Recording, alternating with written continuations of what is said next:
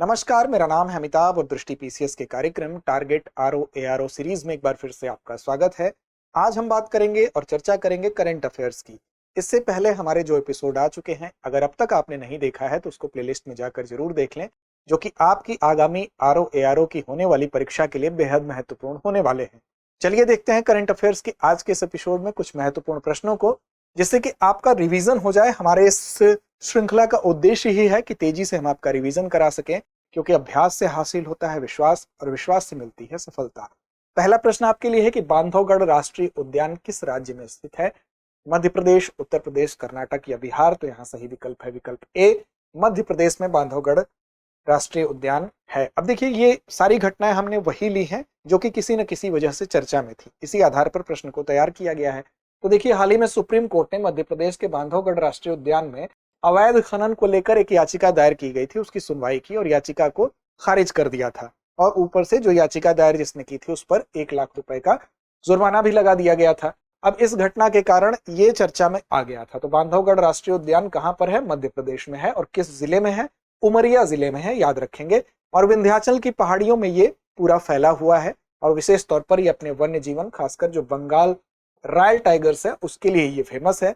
1968 में ये राष्ट्रीय उद्यान घोषित किया गया था। तो आप याद रखेंगे कब राष्ट्रीय उद्यान घोषित किया गया था। तो 1968 में इसको घोषित किया गया था और 1993 में प्रोजेक्ट टाइगर के तहत टाइगर रिजर्व बना था। तो 68 में राष्ट्रीय उद्यान बना और 1993 में इसको क्या बनाया दिया गया? टाइगर रिजर्व बना दिया गया। अगला प्रश्न है, भारत का राष्ट्रीय अभिलेखागार किस मंत्रालय के अंतर्गत कार्य करता है? गृह मंत्रालय, रक्षा मंत्रालय, शहरी विकास मंत्रालय या संस्कृति मंत्रालय? तो जो अभिलेखागार है वो संस्कृति मंत्रालय के अंतर्गत कार्य करता है। अब देखिए, राष्ट्रीय अभिलेखागार क्यों चर्चा में था? तो पूर्व राष्ट्रपति हमारे डॉक्टर एपीजे अब्दुल कलाम जी जो हैं, उनके निजी दस्तावेजों को यहाँ पर इसके संग्रह में शामिल किया गया है। इसकी वजह से इसकी चर्चा हो रही थी। अब ये संस्था किस मंत्रालय के अंतर्गत है? तो संस्कृति मंत्रालय के अंतर्गत कार्य करती है। ये शोध प्रशासन के लिए जो महत्वपूर्ण सरकारी दस्तावेज हैं उनको सहेजने का काम करती है। 11 मार्च 1891 को कोलकाता में इंपीरियल रिकॉर्ड डिपार्टमेंट के रूप में इसकी शुरुआत हुई थी और 1911 में इसको दिल्ली में स्थानांतरित कर दिया गया था। आप जानते हैं कि दिल्ली में जो राजधानी है वो भी स्थानांतरित कर दी गई थी। कौन सा उस समय गवर्नर जनरल था? कमेंट करके बताइए। यही वो वर्ष था जब स्थानांतरित हुआ था। तो इसी समय दिल्ली में ये स्थानांतरित कर दिया गया राष्ट्रीय अभिलेखागार। और ये सार्वजनिक अभिलेख अधिनियम 1993 और नियम 1997 को लागू करती है। अगला है, सागौन मुख्यतः किस प्रकार के वन में पाया जाता है? सागौन भी चर्चा में था, किस कारण था उसकी हम बात अभी करेंगे। अब सागौन बेसिकली उष्णकटिबंधीय वर्षावन, आर्द्र पर्णपाती वर्षावन, उष्णकटिबंधीय वन या शंकुधारी वन? तो आर्द्र पर्णपाती वन के अंतर्गत आता है जो सागौन है। और सागौन को आप जानते हैं कि इसको, अगर हम बात करेंगे सागौन की, तो इसको लकड़ियों का राजा कहा जाता है, क्योंकि इसकी लकड़ी जो होती है वो बहुत मजबूत होती है, बहुत टिकाऊ होती है और कई कामों में इसका उपयोग किया जाता है, जहाज बनाने से लेकर घर के फर्नीचर तक। अब देखिए, भारत में उपज बढ़ाने और शीघ्र लाभ के उद्देश्य से जो टिश्यू कल्चर आधारित सागौन है उसको बढ़ावा दिया जा रहा है। तो टिश्यू कल्चर आधारित सागौन को बढ़ावा देने की वजह से सागौन की चर्चा हो रही है। इससे इसके आर्थिक और पारिस्थितिक प्रभावों पर भी चर्चा हो रही है। अब इसको देखिए, लकड़ियों का राजा कहा जाता है, जैसे मैंने आपको बताया, ये इसके गुणों के कारण ही कहा जाता है। और भारत दुनिया के 35% सागौन के वृक्ष अगर बात करें तो भारत में है और एशिया में 95% से अधिक सागौन संसाधन पाए जाते हैं। अब एफएओ की जो रिपोर्ट है उसके अनुसार मध्य प्रदेश और महाराष्ट्र में सबसे अधिक सागौन प्राकृतिक वन क्षेत्र की अगर बात करें तो सबसे ज्यादा मध्य प्रदेश और महाराष्ट्र में है। और ये प्रजाति मुख्य रूप से दक्षिण और दक्षिण पूर्व एशिया की आर्द्र पर्णपाती वनों में उगती है। तो कहां पर है? आर्द्र पर्णपाती वन इसका उत्तर है, ये याद रखेंगे आप। अगला प्रश्न है, कैंपीफ्लेग्री एक सक्रिय ज्वालामुखी किस देश में स्थित है? अब कैंपीफ्लेग्री जो है इसकी चर्चा हो रही है आपसे, यहाँ पर इंडोनेशिया, इटली, अमेरिका या फिलीपींस? तो देश आपका सही जवाब क्या है? बेसिकली इटली में स्थित है। क्यों चर्चा में है? चर्चा में इसीलिए है, कोई भी ज्वालामुखी में अगर कोई भी बात आती है, उसमें कोई हलचल दिखाई देती है तो उसकी चर्चा होने लगती है। यहाँ देखिए, वैज्ञानिकों ने 1982-84 फिर 2011-24 के बीच में कैंपीफ्लेग्री जो है यहाँ पर कुछ हलचल देखी, यहाँ पर भूकंप, भूमिगत कंपन की घटनाएं दर्ज की हैं। इसकी वजह से इटली के इस ज्वालामुखी की चर्चा फिर से हुई है। अब इटली के नेपल्स के पास ये स्थित है, एक सक्रिय ज्वालामुखी है। कैसा है? इसकी श्रेणी क्या है? तो एक सक्रिय ज्वालामुखी है, सुसुप्त भी ज्वालामुखी होते हैं। और एक बड़ा कार्डेरा है। कार्डेरा क्या होता है, जैसे मान लीजिए ज्वालामुखी का विस्फोट हुआ, विस्फोट यहाँ से ज्वालामुखी निकला, फिर ज्वालामुखी शांत हो गया, शांत होने के बाद ये जो मुंह बचा इसका, यहाँ ऊपर की छत ये क्या हुई, गिर गई, और ये अंदर का हिस्सा क्या हुआ, अंदर का सारा ज्वालामुखी और जो भी लावा इसका है बाहर निकल गया, तो ये खोखला हो गया। तो इस तरह की संरचना कुछ बन जाती है। यहाँ पर ये खोखली जो संरचना है, जिस तरह से आपने दिवाली में रॉकेट या अनार छोड़ते हैं, तो अनार निकलने के बाद क्या होता है, ऊपर का मुंह उसका खाली हो जाता है, छत गिरी हुई होती है, लेकिन वो खोखला होता है। उसी तरह की कुछ संरचना ज्वालामुखी के बाद भी है। तो वो जो आकार है वो कैल्डेरा कहलाएगा। उसी में जब पानी भर जाता है तो कैल्डेरा की वो झील भी बन जाती है। अब देखिए यहाँ पर 12 से 15 किलोमीटर तक ये फैला है और लगभग 39,000 साल पहले एक बड़े विस्फोट से ये बना था। उस विस्फोट से ही ये माना जाता है कि जलवायु परिवर्तन को जन्म दिया, और निएंडरथल मानव जो था उसका पतन होने के लिए भी इस विस्फोट को जिम्मेदार माना जाता है। फिलहाल ये आप ध्यान दीजिए कि इटली में है कैंप्री फ्लेग्री, जिसमें कि हलचल के कारण ये चर्चा में आया है। भारत का पहला कृत्रिम बुद्धिमत्ता यानी एआई डेटा सेंटर पार्क, बहुत इंपॉर्टेंट प्रश्न है। भारत का पहला है, इसलिए और इंपॉर्टेंट होता है किस राज्य में स्थित है। बिहार, मणिपुर, उत्तर प्रदेश और छत्तीसगढ़, तो इसका सही जवाब है छत्तीसगढ़। छत्तीसगढ़ में एआई का जो है पहला डेटा सेंटर पार्क स्थित है, भारत का पहला है। इसलिए बहुत महत्वपूर्ण सवाल हो जाता है, क्यों चर्चा में है, तो अपने पहले एआई के पार्क होने की वजह से ही चर्चा है इसकी। छत्तीसगढ़ के मुख्यमंत्री ने किस जगह, रायपुर में, भारत के पहले एआई आधारित डेटा सेंटर पार्क की आधारशिला रखी, और ये 5 मेगावाट से शुरू होकर 150 मेगावाट की क्षमता तक बढ़ेगा। इसमें इसको एसईजेड के तौर पर डेवलप किया जाएगा, विशेष आर्थिक क्षेत्र के रूप में विकसित किया जा रहा है, और इसमें 2000 करोड़ का निवेश भी ऐसा ही संभावना है कि यहाँ पर किया जाएगा, और इसमें एआई से संबंधित जो गतिविधियां हैं वो संचालित की जाएंगी। अगला है, जीनोम संपादित चावल की किस्मों को विकसित करने वाला दुनिया का पहला देश कौन बना है। बहुत इंपॉर्टेंट प्रश्न है।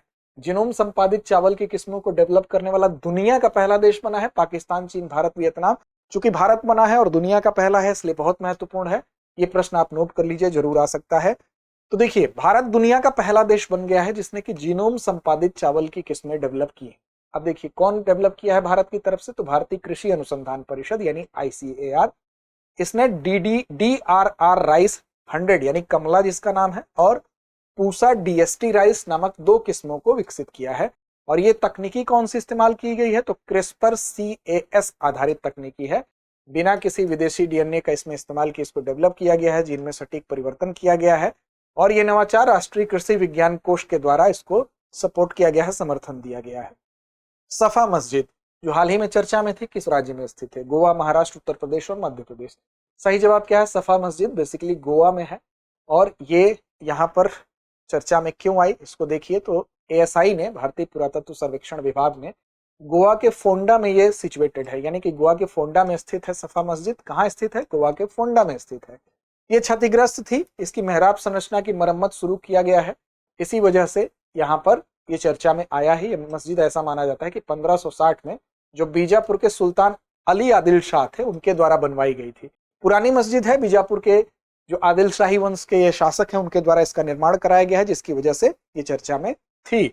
अब पुर्तगाली उपनिवेशी काल में जब कई धार्मिक स्थलों को नष्ट किया जा रहा था, तब इसको भी ये मस्जिद, ये देखा गया कि उस समय भी ये मस्जिद बची रही, वैसी समय भी इसको नष्ट नहीं किया जा सकता, तो इसके संरक्षण के तहत इसको राष्ट्रीय स्मारक घोषित किया गया है, और इस वजह से इसकी चर्चा है। तो गोवा के फोंडा में स्थित है सफा मस्जिद, याद रखिएगा।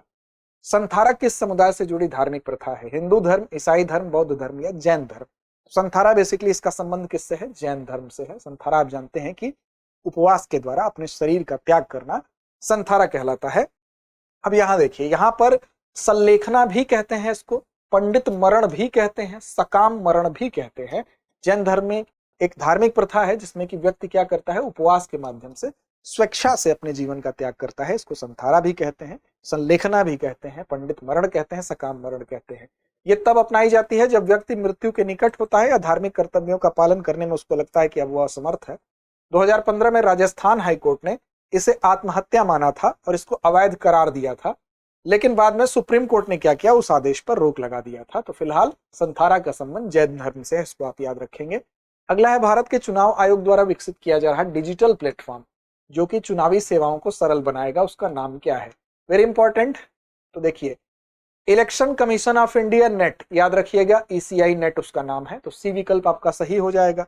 नाम से ही स्पष्ट है, आप तुरंत पकड़ लेंगे। चुनाव आयोग जो ईसीआई नेट नाम का एक नया डिजिटल प्लेटफॉर्म शुरू करने जा रहा है, जिससे कि जो चुनावी सेवाएं जो भी हैं उन सबको एक जगह इंटीग्रेटेड किया जाएगा, एकीकृत किया जाएगा और सारी सुविधाएं एक ही जगह आपको मिलेंगी। 40 से ज्यादा जो मोबाइल ऐप है, वेब एप्लीकेशन है, उनको एक ही प्लेटफॉर्म पर जोड़ दिया जाएगा और चाहे वो वोटर हेल्पलाइन हो या सी विजिल हो या सुविधा 2 हो, केवाईसी सब एक ही जगह कर दिया जाएगा, जिससे कि जो जन प्रतिनिधित्व अधिनियम 1950-51 के अनुरूप ये कार्य करेगा। तो ईसीआई नेट आप याद रखेंगे। वैज्ञानिकों ने हाल ही में गोदावरी बेसिन में प्राचीन जंगल की आग पैलियोफायर के प्रमाण किस भूवैज्ञानिक युग से संबंधित पाए हैं? यानी कि गोदावरी बेसिन में, एक तो याद रखिएगा, वैज्ञानिकों ने पाया है प्राचीन जंगल की आग, यानी बहुत पहले समय का पैलियोफायर का प्रमाण पाया है।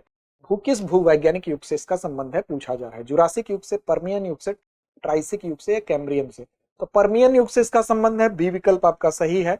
वैज्ञानिकों ने कहां पर पाया? तो गोदावरी बेसिन में पाया। पर्मियन युग से संबंध है, जो कि लगभग 250 मिलियन वर्ष पहले है, वहां पर प्राचीन जंगल की आग के प्रमाण यहाँ पर पाए गए हैं। ये आग क्या है? तो पुरानी जो चट्टाने हैं वहां पर उसके अवशेष मिले हैं।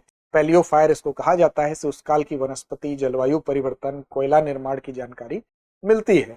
तो पालिनोफेसिस विश्लेषण एक है, जिसमें कि Raman spectrography, rock eval pyrolysis आदि तक टेक्निक ये है। उन टेक्निक का नाम ये दिया गया है, जिसको कि पालिनोफेसिस विश्लेषण कहा जा रहा है, रमन स्पेक्ट्रोस्कोपी कहा जा रहा है, रॉक इवेल पायरोलिसिस कहा जा रहा है। इन तकनीकी का यहाँ इस्तेमाल करके इसको प्रमाण को सिद्ध किया गया है। अंतर्राष्ट्रीय श्रमिक दिवस हर वर्ष किस दिन मनाया जाता है? मजदूर दिवस के नाम से भी इसको जानते हैं, आप सभी जानते हैं, 1 मई को मनाया जाता है। तो इसका सी विकल्प सही है। अब अंतर्राष्ट्रीय श्रमिक दिवस की बात अगर करें तो अंतर्राष्ट्रीय मजदूर दिवस भी इसको कहा जाता है, 1 मई को मनाया जाता है। और श्रमिकों के योगदान को हम याद करते हैं, उनके अधिकार, उनके उचित वेतन, उनके कार्य की परिस्थितियां कैसी हों, उनका कैसे उत्थान हो सके, इन सब बातों को ध्यान में रखते हुए 1 मई को इसको मनाया जाता है। और ये जागरूकता बढ़ाने के लिहाज से अंतर्राष्ट्रीय श्रम संगठन इस क्षेत्र में एक वैश्विक मानक स्थापित करने में अहम भूमिका निभाने का काम करता है। जलज परियोजना किस मंत्रालय की पहल है? पर्यावरण, वन और जलवायु परिवर्तन मंत्रालय, जल शक्ति मंत्रालय, शहरी विकास मंत्रालय, वित्त मंत्रालय? तो जलज परियोजना का संबंध आपका सीधे सीधे जल शक्ति मंत्रालय से, तो बी विकल्प आपका सही हो जाएगा। देखिए 30 अप्रैल को जल शक्ति मंत्री सीआर पाटिल ने wild life institute of India के साथ जलज परियोजना के प्रगति की समीक्षा की है, जिसकी वजह से परियोजना चर्चा में आई है। गंगा नदी के कायाकल्प, जैव विविधता संरक्षण के लिए जल शक्ति मंत्रालय की एक प्रमुख पहल है। अब इसका क्यों प्रमुख पहल है? तो गंगा नदी के कायाकल्प करने के लिए, जैव विविधता के संरक्षण के लिए जल शक्ति मंत्रालय की एक प्रमुख पहल है, जिसमें गंगा में तैरते हुए प्लेटफॉर्म बनाए जाते हैं, जो स्थानीय समुदायों के लिए आजीविका के साधन और जागरूकता के केंद्र होते हैं। तो इसमें क्या किया जाता है? इस योजना में, जलज योजना में तैरता हुआ प्लेटफॉर्म बनाया जाता है। तो ये भी याद रखेंगे, इसकी एक विशेषता है। अफ्रीकी स्वाइन फीवर एएसएफ जो हाल ही में समाचारों में था, किस कारण से होता है? बैक्टीरिया, फफूंदी, वायरस या इनमें से कोई नहीं? तो देखिए एएसएफ की बात करेंगे तो ये वायरस के कारण होता है। सी विकल्प आपका यहां सही होगा। देखिए जो मिजोरम के पशुपालन विभाग ने मार्च 2025 में अब तक जो है सियाहा, लांगतलाई, लुंगलेई, ममित, ये वो जिले हैं जहां पर 3050 से अधिक सुअरों की एएसएफ से मौत की पुष्टि की है। तो इससे मरने वाले जो जानवर हैं वो कौन सा जानवर है प्रमाणित हुआ है? सुअर। उनकी बड़ी मात्रा में मृत्यु हुई है मार्च 2025 में। और कहां पर? तो मिजोरम में। ठीक है। और ये वायरस सुअर में अत्यधिक संक्रामक होता है और इसकी मृत्यु दर 100% तक है। यानी कि अगर किसी को हो गया तो ये क्या करेगा? इससे उस जानवर की मृत्यु 100% होनी है। मनुष्यों को प्रभावित ये नहीं करता है, लेकिन पशुपालकों को आर्थिक नुकसान होता है, क्योंकि पशुओं की जान इसमें बचने की संभावना न के बराबर है। चांदोल झील जो हाल ही में चर्चा में रही, किस राज्य में स्थित है? गुजरात में, राजस्थान में, उत्तर प्रदेश में या बिहार में? तो इसका सही विकल्प क्या है? ए विकल्प आपका सही है। चांदोल झील कहां पर है? गुजरात में है। और गुजरात हाईकोर्ट ने एक अहमदाबाद की चांदोल झील क्षेत्र में राज्य सरकार द्वारा की गई एक विध्वंस की कार्यवाही थी, यानी कि वहां पर अतिक्रमण को हटाया गया था, उसको सही ठहराया गया था, इसकी वजह से इसकी चर्चा थी। तो याद रखिएगा झील 2 हिस्सों में बटी है, छोटा चांदोल, बड़ा चांदोल। यहाँ पर अतिक्रमण काफी था जिसको कि हटाया गया था, तो कोर्ट में मामला गया था, तो वहां पर गुजरात न्यायालय ने कहा कि वो जो अतिक्रमण हटाया गया वो सही था। अगला है Indo Pacific maritime domain awareness यानी कि IPMDA। इस पहल की घोषणा किस बड़े सम्मेलन में की गई थी? ब्रिक्स शिखर सम्मेलन 2024, क्वाड टोक्यो शिखर सम्मेलन 2022, आसियान भारत सम्मेलन 2021 और उपरोक्त में से कोई नहीं। तो इसका सही विकल्प क्या है? बी आपका जवाब सही हो गया। क्वाड टोक्यो शिखर सम्मेलन में जो Indo Pacific maritime domain awareness है, इस पहल की घोषणा की गई है। अब देखिए ये पहल जो है बेसिकली क्वाड में कौन कौन है, तो भारत, ऑस्ट्रेलिया, जापान, अमेरिका, ये याद रखेंगे। अब इसी के 2022 में जो टोक्यो में हुआ था क्वाड का सम्मेलन, वहीं पर इसकी घोषणा की गई। ये पहल इंडो पैसिफिक क्षेत्र में जो समुद्री गतिविधियां हैं उन पर रियल टाइम जानकारी उपलब्ध करने हेतु एक तकनीकी प्रशिक्षण मुहैया कराता है कि इस क्षेत्र में जो भी गतिविधि हो रही है, रियल टाइम का मतलब जिस टाइम पे वो गतिविधि हो रही है उसी टाइम वो जानकारी मिले, इसके लिए एक प्रशिक्षण मुहैया कराती है जो टेक्निकली होगा। भारत में एमएसएमईज की प्रतिस्पर्धात्मकता बढ़ाने पर रिपोर्ट किस संस्था ने जारी की है? भारत में एमएसएमई की प्रतिस्पर्धात्मकता बढ़ाने पर रिपोर्ट किस संस्था ने जारी की है, पूछा गया है। नीति आयोग, वित्त मंत्रालय, भारतीय रिजर्व बैंक या सेबी? तो देखिए नीति आयोग, ए विकल्प इसका सही है। नीति आयोग और प्रतिस्पर्धात्मकता संस्थान आईएफसी ने एमएसएमईज की प्रतिस्पर्धात्मकता बढ़ाने पर एक रिपोर्ट जारी की है। तो नीति आयोग और प्रतिस्पर्धात्मकता संस्थान दोनों में है, इसमें इसकी सहभागिता है। तो याद रखेंगे इसमें क्या है, ऋण तक पहुंच कितनी है, कौशल विकास कितना है, नवाचार, वैश्विक बाजार से जुड़ाव कितना है, इन सारी चीजों पर इसमें से सुझाव दिया गया है, चाहे वो टेक्सटाइल, ऑटोमोबाइल, फूड प्रोसेसिंग आदि क्षेत्रों से जुड़े हों। राष्ट्रीय मध्यस्थता सम्मेलन 2025 का उद्घाटन कहाँ हुआ? नई दिल्ली, मुंबई, हैदराबाद या वाराणसी? तो इसका सही विकल्प ए है, नई दिल्ली में मध्यस्थता सम्मेलन हुआ राष्ट्रीय, और 2025 का पहला राष्ट्रीय मध्यस्थता सम्मेलन है, इसलिए यह महत्वपूर्ण है। और इसका उद्घाटन राष्ट्रपति ने किया, नई दिल्ली में किया, और यहीं पर उद्घाटन में ही मध्यस्थता संघ की शुरुआत भी की गई। तो यह भी एक फैक्ट है, याद रखेंगे। मध्यस्थता नियम 2023 के तहत कानूनी ढांचे को यह मजबूत करता है और पंचायतों तक इसको बढ़ाकर ग्रामीण विवादों का समाधान करने के लिए ये बनाया गया। कोयला मजदूर दिवस प्रतिवर्ष किस दिन मनाया जाता है? देखिए मजदूर दिवस 1 मई था, यहां पर पूछा जा रहा है कोयला मजदूर दिवस, तो याद रखिएगा कोयला मजदूर दिवस 4 मई है, याद रखेंगे बी विकल्प यहां पर सही होगा।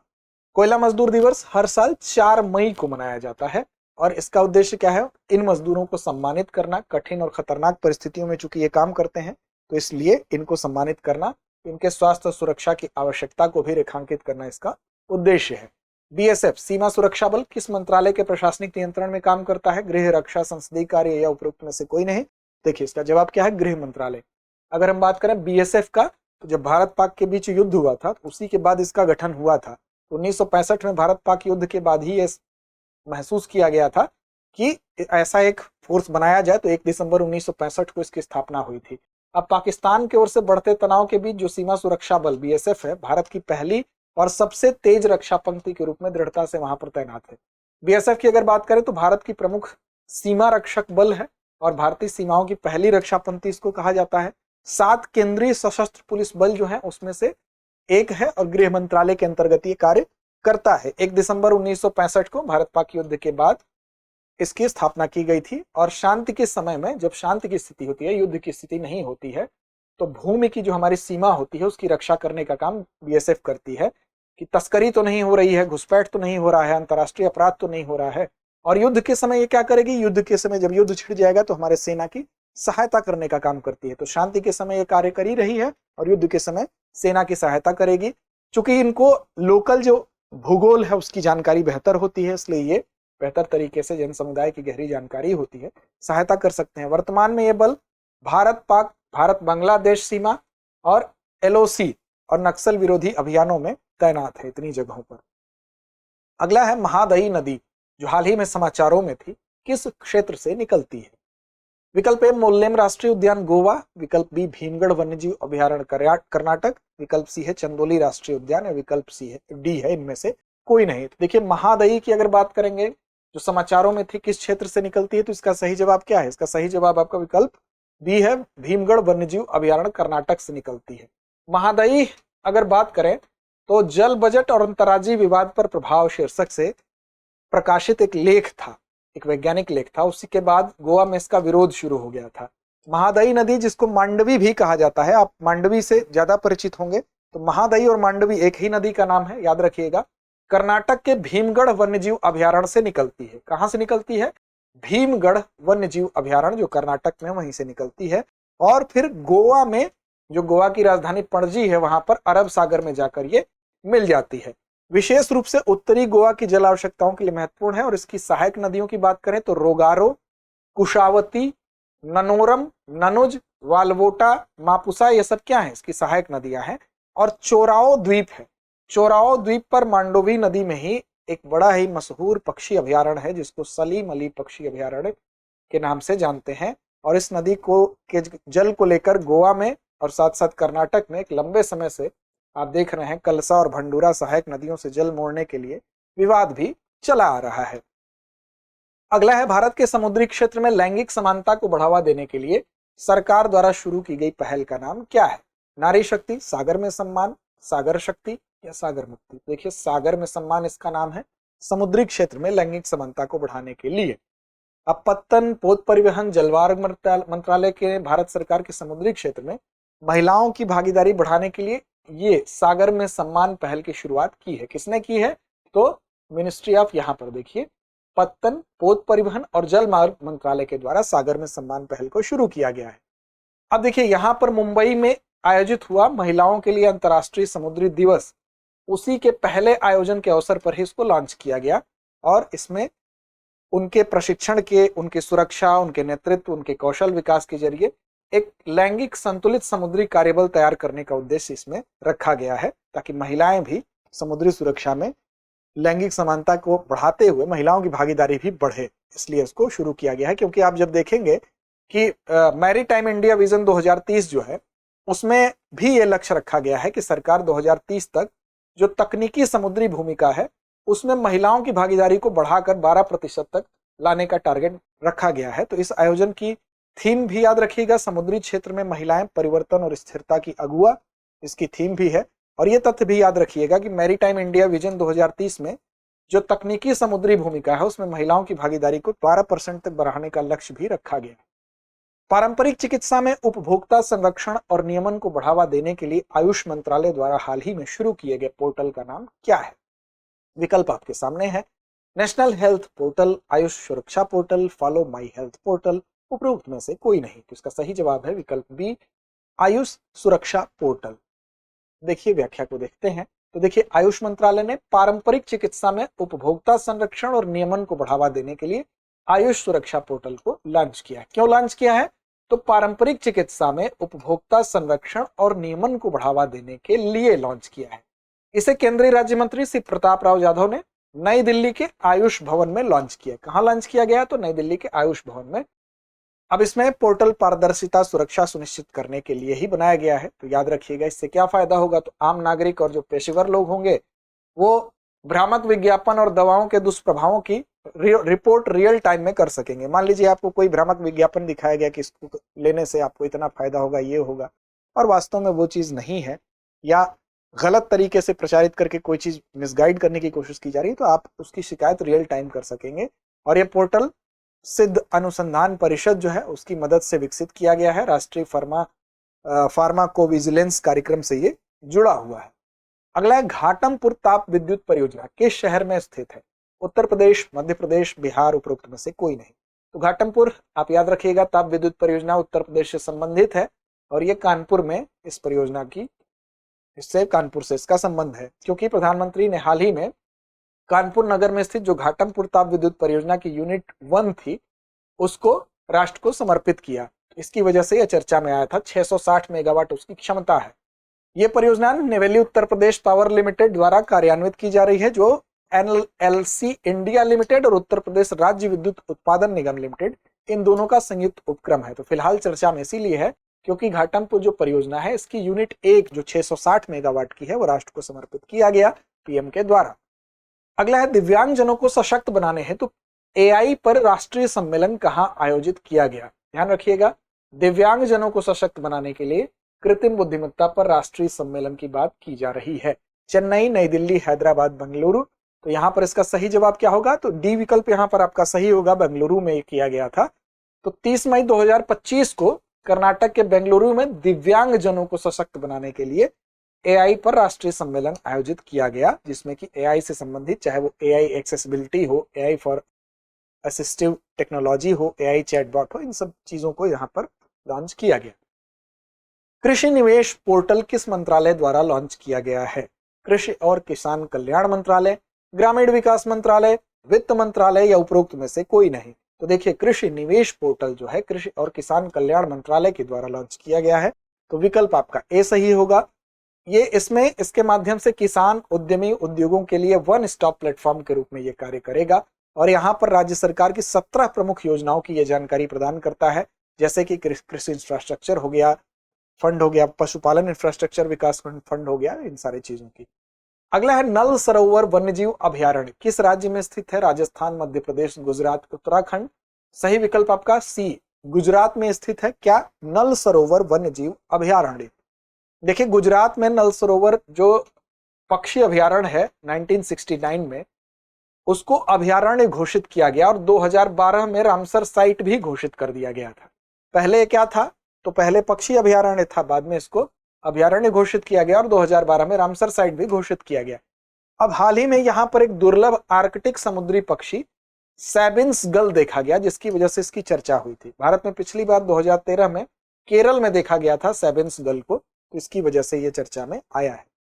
भारत की पश्चिमी सीमा के पास बाहरी खतरों से निपटने की तैयारी को परखने के लिए किस नाम से मॉक ड्रिल की गई? पश्चिमी सीमा का मतलब जिधर पाकिस्तान स्थित है। Operation Chanakya, operation shield, operation Surya, operation Vijay. तो यहां बी विकल्प सही है, ऑपरेशन शील्ड। अगला है, देखिए इसमें व्याख्या अगर देखते हैं तो ऑपरेशन शील्ड के तहत क्या किया गया? भारत की पश्चिमी सीमा के पास आपातकालीन स्थिति, जैसे हवाई हमला हो गया, ड्रोन हमला हो गया, मिसाइल हमला हो गया, तो ऐसी दिशा में सामूहिक रूप से कैसे वहां से निकला जाए, इसी परिदृश्य को ध्यान में रखते हुए अभ्यास किया गया और इसका उद्देश्य क्या था कि सुरक्षा व्यवस्था को मजबूत किया जाए। अगला है trust, technology for resilient open and unified security and trust. पहल किन दो देशों के बीच शुरू की गई? भारत और जापान, भारत और अमेरिका, भारत और ऑस्ट्रेलिया, जापान और ब्रिटेन। महत्वपूर्ण सवाल है, भारत और अमेरिका, बी विकल्प यहाँ पर सही होगा। ट्रस्ट याद रखेंगे आप। तो ट्रस्ट फ्रेमवर्क भारत और अमेरिका के बीच डिजिटल सहयोग को बढ़ावा देने के लिए इसको शुरू किया गया है और विशेष तौर पर ICET US India initiative on critical and emerging technology की जगह लेता है और इसका उद्देश्य क्या है? तो सुरक्षित और भरोसेमंद तकनीकी आपूर्ति श्रृंखला का निर्माण करना। अगला है, तेलंगाना गठन दिवस हर वर्ष किस तारीख को मनाया जाता है? 1 जून, 2 जून, 3 जून या 5 जून? तो इसका सही जवाब क्या है? इसका सही जवाब है 2 जून। बी विकल्प आपका सही होगा, क्योंकि तेलंगाना का जो गठन है वो 2 जून को ही 2014 में हुआ था। आंध्र प्रदेश पुनर्गठन अधिनियम के तहत तेलंगाना के गठन की स्मृति में मनाया जाता है, जो कि 2014 में 2 जून की तिथि को इसका गठन हुआ था। अमराबाद टाइगर रिजर्व किस राज्य में स्थित है? महाराष्ट्र, कर्नाटक, तेलंगाना, बिहार। तो सी विकल्प आपका सही है, तेलंगाना में स्थित है अमराबाद टाइगर रिजर्व। देखिए, अमराबाद टाइगर रिजर्व जो है वो तेलंगाना के नागर कुर्नूल और नालगोंडा जिलों में ये फैला हुआ है, स्थित है और यह नलमाला जंगल का पार्ट है, नलमाला जंगल का हिस्सा है और कोर क्षेत्र के हिसाब से देखें तो भारत का दूसरा सबसे बड़ा टाइगर रिजर्व भी है। तो इसलिए याद रखेंगे, अमराबाद टाइगर रिजर्व आप याद रखेंगे, तेलंगाना में है। अगला है, केंद्र सरकार द्वारा हाल ही में शुरू की गई उस पहल का नाम क्या है जो रोग मुक्त पौध सामग्री प्रदान करने पर केंद्रित है?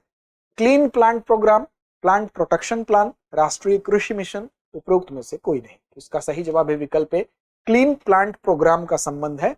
सरकार द्वारा शुरू की गई वो पहल है जो रोग मुक्त पौध सामग्री प्रदान करने पर सेंट्रलाइज है। तो याद रखिएगा, क्लीन प्लांट प्रोग्राम का नाम केंद्र सरकार ने अंगूर, संतरा, अनार जैसी जो फसलें हैं उनके लिए इसको शुरू किया है और उद्देश्य क्या है कि किसानों को रोग मुक्त उच्च गुणवत्ता वाली ऐसी पौध सामग्री प्रदान करें। इस योजना के तहत देश में 9 क्लीन प्लांट सेंटर भी स्थापित किए जा रहे हैं। कितने? 9, याद रखिएगा, क्लीन प्लांट सेंटर भी स्थापित किए जा रहे हैं। अगला है, सस्टेनेबल एनर्जी फॉर ऑल पहल किस संगठन द्वारा शुरू की गई थी? वर्ल्ड बैंक, अफ्रीकी संघ, संयुक्त राष्ट्र या एशियाई विकास बैंक? तो यहां पर संयुक्त राष्ट्र, सी विकल्प आपका सही होगा।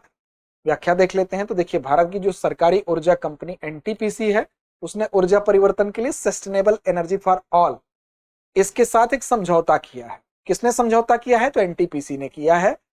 वैश्विक पहल 2011 में संयुक्त राष्ट्र द्वारा शुरू की गई थी। तो जवाब आपका क्या है? ये 2011 में शुरू की गई थी और किसके द्वारा? तो UN के द्वारा। और इसका उद्देश्य क्या था? तो सबके लिए स्वच्छ, सुलभ और टिकाऊ ऊर्जा सुनिश्चित करना, और यह पहल संयुक्त राष्ट्र परियोजना सेवा कार्यबल द्वारा होस्ट की गई स्वतंत्र संस्था है। पोसोन पोया त्योहार किस देश में मनाया जाता है? म्यांमार, श्रीलंका, भूटान या नेपाल? तो बी विकल्प आपका श्रीलंका में मनाया जाता है पोसोन पोया त्योहार। क्यों चर्चा में था? तो पोसोन पोया श्रीलंका का एक पवित्र बौद्ध त्योहार है जो जून की पूर्णिमा को मनाया जाता है, तो हाल ही में मनाया गया था, इसलिए चर्चा में था। यह त्योहार लगभग 2000 वर्ष पहले बौद्ध धर्म के आगमन की स्मृति में मनाया जाता है, जब सम्राट अशोक के पुत्र अरहत महिंदा जो थे राजा देवानामपियतिस्य को मेहिनतले में पहला उपदेश दिया था। इस पर्व का मुख्य संदेश क्या है? अहिंसा, जो शांति और परस्पर सम्मान का प्रतीक है। तो याद रखिएगा, इसका संबंध किससे है? श्रीलंका से है। विश्व बाल श्रम विरोधी दिवस हर साल किस दिन मनाया जाता है? विश्व बाल श्रम विरोधी दिवस 9, 10, 11 या 12 जून? देखिए, बाल श्रम 12 जून, याद रखिएगा, इसका विकल्प डी होगा। इससे भी याद रख सकते हैं कि बाल 12 दोनों ब से शुरू हो रहा है, तो बाल श्रम, विश्व बाल श्रम विरोधी दिवस जो है 12 जून को मनाया जाता है। उसका उद्देश्य क्या है? तो बाल श्रम को न होने देना, बाल श्रम के मुद्दे के प्रति जागरूकता फैलाना। इस दिवस की शुरुआत कब हुई थी? तो वर्ष 2002 में हुई थी, अंतर्राष्ट्रीय श्रम संगठन ILO के द्वारा। जनवरी से अप्रैल 2025 के बीच इंटरपोल द्वारा चलाया गया वैश्विक साइबर अभियान कौन सा था? Operation firewall, operation cyber shield, operation clean net, operation secure? इसका सही जवाब क्या है? विकल्प डी, ऑपरेशन सिक्योर। जनवरी 2025 में, जनवरी से अप्रैल 2025 के बीच किसके द्वारा चलाया गया? इंटरपोल के द्वारा चलाया गया वैश्विक साइबर अभियान था ये।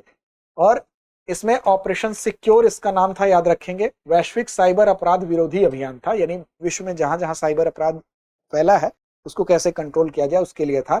इसमें 20,000 से अधिक दुर्भावनापूर्ण IP एड्रेस जो इस तरीके से गलत तरीके से बनाए गए थे और डोमेन्स जो थे उनको क्या किया गया? हटाया गया।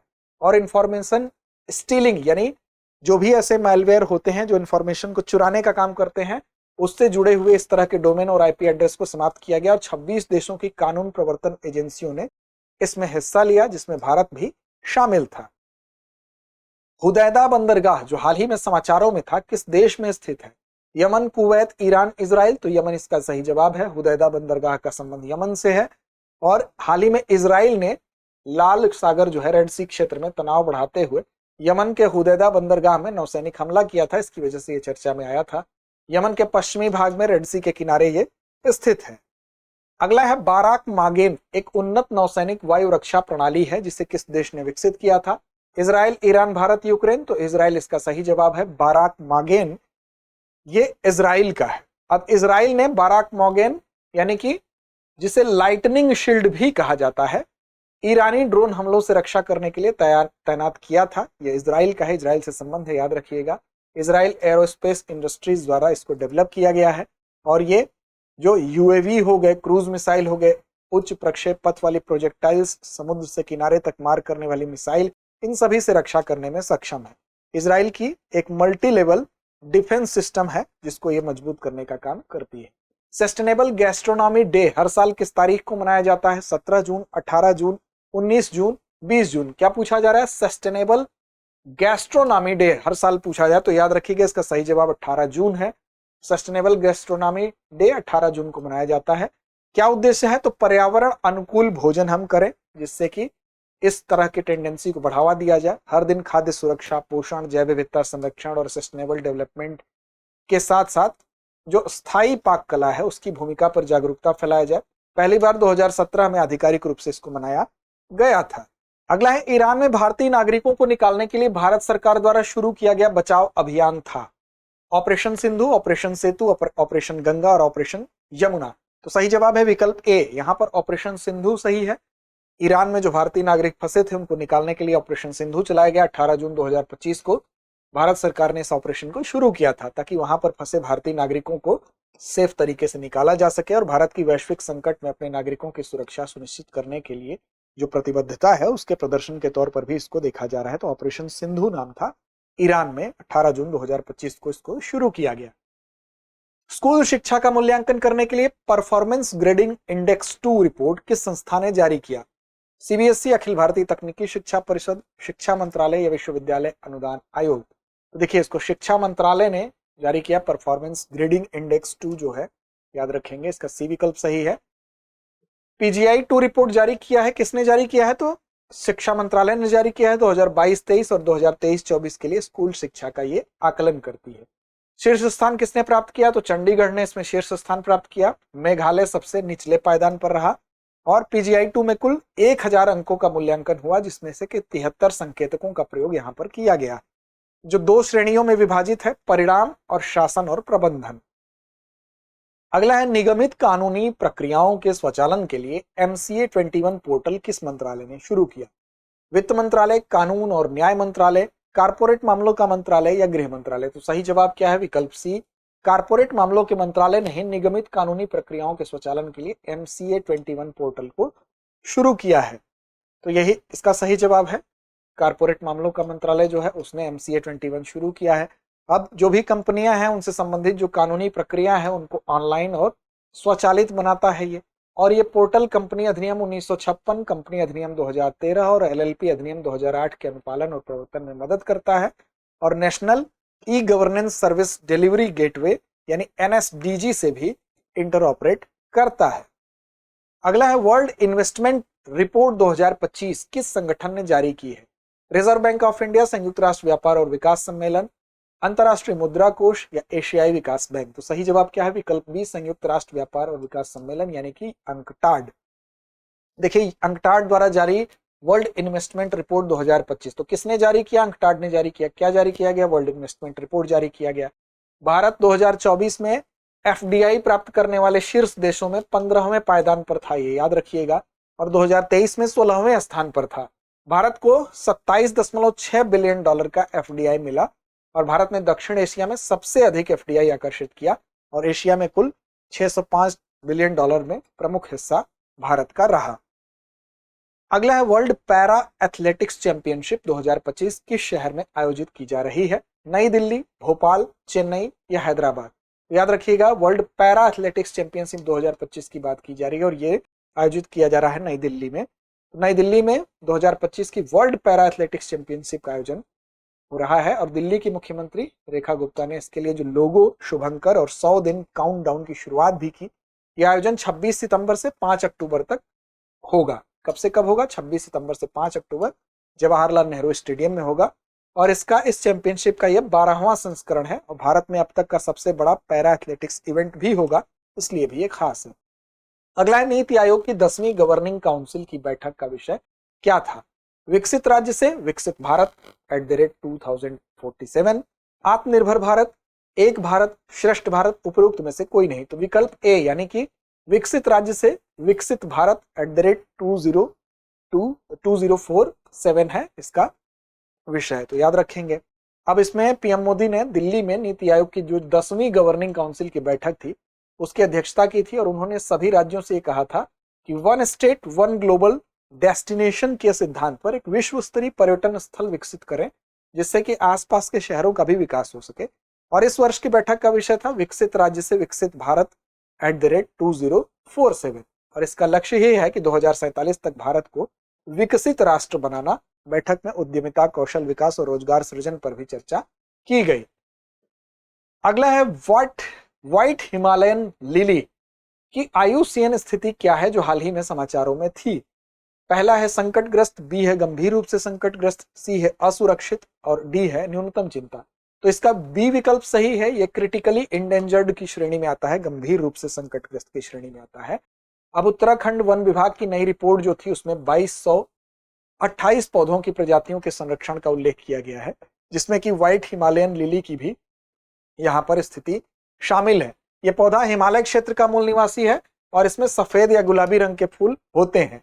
इसमें औषधीय गुण पाया जाता है, इसमें औषधीय रसायन एल्केलाइड्स और फ्यूरोकैमरिन पाए जाते हैं और इसका उपयोग पारंपरिक रूप से ज्यादा प्यास न लगना, खून की उल्टी, ब्रोंकाइटिस और गठिया जैसी बीमारियों के इलाज में किया जाता है, इसलिए औषधीय गुण के लिहाज से महत्वपूर्ण है। और IUCN ने कहा है कि क्रिटिकली इंडेंजर्ड यानी गंभीर रूप से संकटग्रस्त श्रेणी में इसको रखा है, तो याद रखिएगा।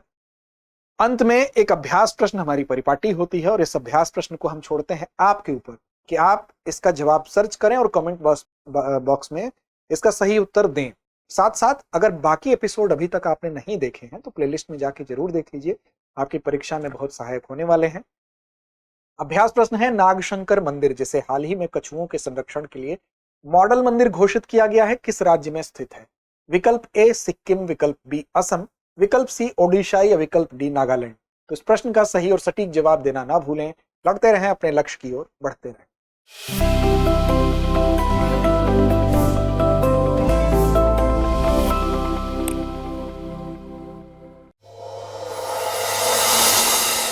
डियर व्यूअर्स, अपने एग्जाम की तैयारी को और बेहतर करने के लिए हमारे चैनल को लाइक, शेयर और सब्सक्राइब करना न भूलें।